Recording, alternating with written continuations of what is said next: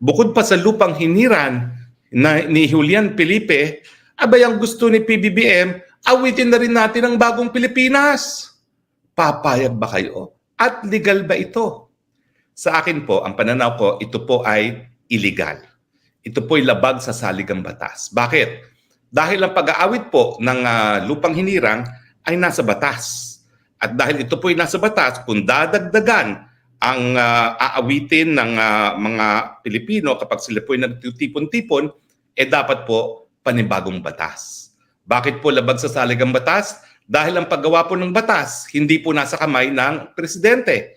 Ito po ay nasa kamay ng lehislatibo. Kinakailangan magkaroon po ng panukalang batas, ang Kamara at ang Senado, at yan po ay dapat maging batas. Ano ang batas na tinutukoy ko? Well, ito po ay ang Republic Act number 8491. Ang tinatawag nila ay flag law. Ang nakasaad po dito sa batang ito ay kinakailangan lahat ng pampublikong pagtitipon, awiting ang lupang hinirang. At nakasaad po dito na kinakailangan ang pag-awit po ng lupang hinirang ay sang-ayon doon sa musical arrangement at composition ng composer na si Julian Felipe.